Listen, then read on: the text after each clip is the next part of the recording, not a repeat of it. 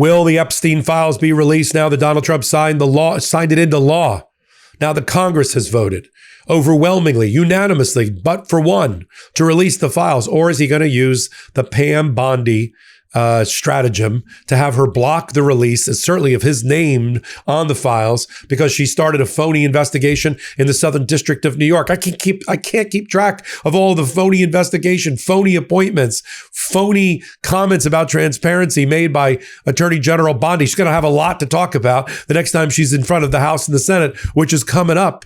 I mean, we just had Lindsay Halligan, her hand-picked prosecutor, bounced by a federal judge, and Pam Bondi criticized for phony filings that she made in front of the court. We cover it all on Legal AF, the YouTube channel, and here's a clip. Maxwell is saying that she's done testifying in proceedings. She spoke to Trump's, former criminal defense lawyer turned number 2 at the DOJ, Todd Blanche. She gave that interview where we know she lied through her teeth basically the entire time because we saw the emails.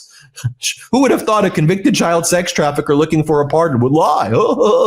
But we saw the emails from the Epstein estate where she knows a lot more than what she said she knows, obviously. And Blanche never cross-examined her on anything that we knew about her. But she's saying that if the House of Representatives, the Oversight Committee, wants her deposition now, she won't testify. She'll invoke the Fifth. She previously said that she wasn't going to sit for a deposition with the House because of the Supreme Court appeal that she had, but the Supreme Court rejected her appeal. So now she's saying, well, I still may argue in what's called the habeas corpus petition, which you and I called Popak that she was going to do that and use that as an excuse not to testify. I still have my constitutional rights to invoke my Fifth Amendment against self-incrimination because there's new evidence. The new evidence she's going to argue is Trump said it was a hoax. So if it's a hoax, shouldn't that have come in at trial? That's how she's kind of got Donald Trump, kind of cornered because Trump said it was a hoax. So she'll argue to the federal judges, look, if the president of the United States says it was a hoax, that should have come in at trial. That's what she'll argue, at least, I believe. But she says she's not testifying. Now, James Comer, MAGA Republican in the House Oversight Committee, he says that why would we even go to Texas if she's just going to invoke the Fifth? Why even show up in the first place? Let's take her at her word that she's going to invoke the Fifth. We don't need to get her on camera invoking the Fifth while questions are asked her. Hey, what's your relationship with Trump? Did you see Trump ever with underage girls? But it's an improper invocation of the Fifth Amendment. Let's just talk about the Fifth Amendment for a minute. You can only invoke the Fifth Amendment if you're in a courtroom, if you have a reasonable belief that what you're saying will incriminate you in a future or current criminal investigation or prosecution. Let's unpack that for a minute. She has Queen for the Day immunity. So she's either admitting that she lied and blew her immunity that was given to her by Donald Trump when Todd Blanche did that disgusting softball 7-hour interview where she lied through her teeth, and Todd Blanche wanted her to lie through her teeth, so he didn't challenge anything that she said, including the lies about Donald Trump. But she got immunity. She's either worried that she blew her immunity, although the Department of Justice has not said that they're going to that they believe that there's no comment at all, even after the emails came out, that she blew her immunity. But if she's already serving time for the underlying child sex trafficking 5-count conviction, she's in year 2 of a 20-year sentence. So what is the crime that she's worried about where she has to invoke the Fifth Amendment? If MAGA wasn't running the House, the new crimes that she committed with the Trump regime, she's going to use her lying with Blanche as the grounds for new crimes being charged because she just committed new crimes in Tallahassee. 1,000% and blew her immunity. Now, if the House was controlled like it will be in midterms by Democrats like Jamie Raskin, I would file a case to a judge to declare her invocation of the Fifth Amendment is improper. You just don't. I mean, we all know it from television and movies. Oh, the Fifth Amendment. We all think we know it, but there has to be a legitimate fear of prosecution, and I would have that sorted out in a federal courtroom about her improper invoke. It happens all the time. Yep. In federal court, the way when you and I handle it, a federal judge will say, let's have a hearing about the exercise of the Fifth Amendment. What is your legitimate fear?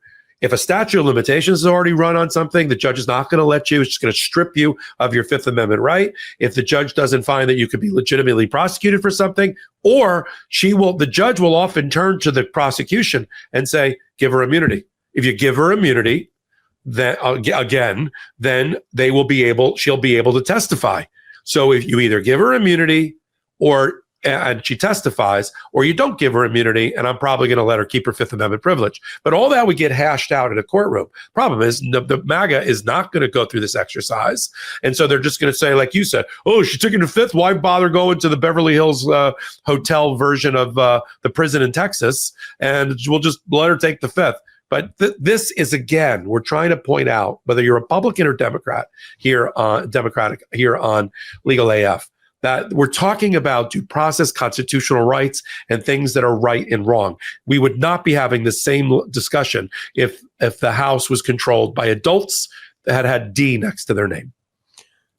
So let's also, by the way, I would want to have the video of Ghislaine sitting there and saying, isn't it true that you spoke with Donald Trump's DOJ a few months back and you lied to him the entire time?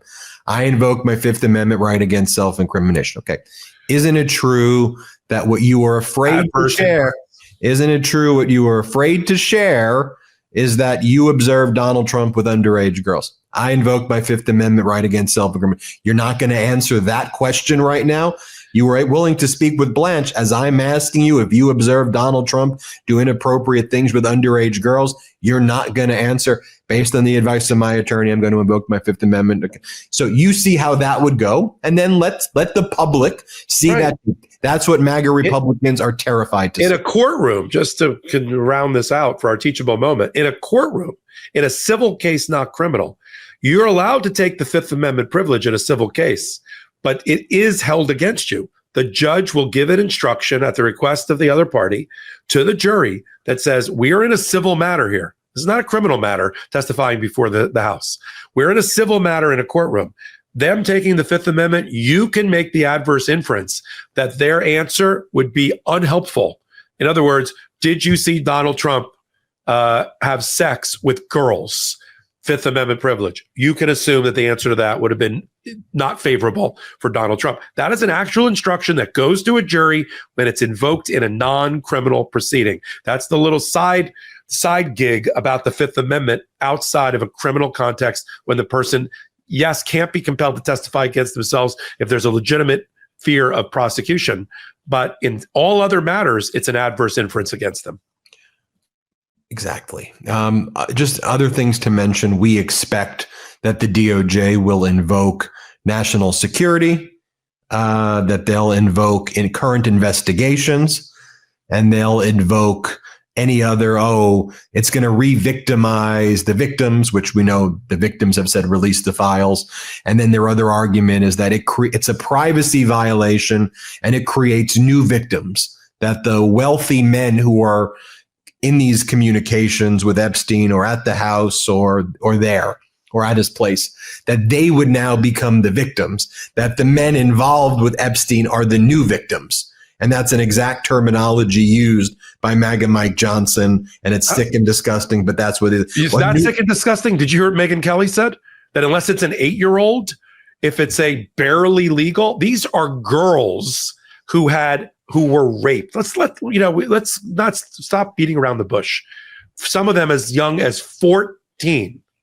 And she actually ran on a show the theory that maybe it wasn't pedophilia because of their age, 14, because they're not 8-year-olds. And even though one testified definitively that she was sexually assaulted by Donald Trump, there's no one that ties Donald Trump to rape. I'm like, this is where MAGA is right now.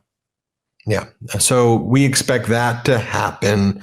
Also, that the DOJ, I think maybe they'll wait until 30 days. They'll drop 10,000 documents that aren't relevant. Then people will be like, what's this? Don't worry, we've got more coming. And then they'll drop more and more and more. And I suspect what they'll try to do is within the batches of documents they drop, they'll find people so that they can give people some red meat. Like they'll focus on Larry Summers and they'll focus and so like, look, we found it. And by the way, great. I could care less. You should go to jail if he did something like that. I could care less. But we want all of it out there. And so I expect that that's what they're going to do. We'll keep you posted, though, every step of the way on that. Wednesdays and Saturdays at 8 p.m. Eastern Time, we do a podcast 5 years in the making called Legal AF. So join us there, free, commercial-free versions on Legal AF Substack. And if you really want to help the build, now's the time. Come over to Legal AF, the YouTube channel. Help us crash through the 1 million subscriber barrier. It's a big accomplishment in YouTube world. It helps keep us on the air. It helps me bring in new contributors, new interviews, people you want to hear from.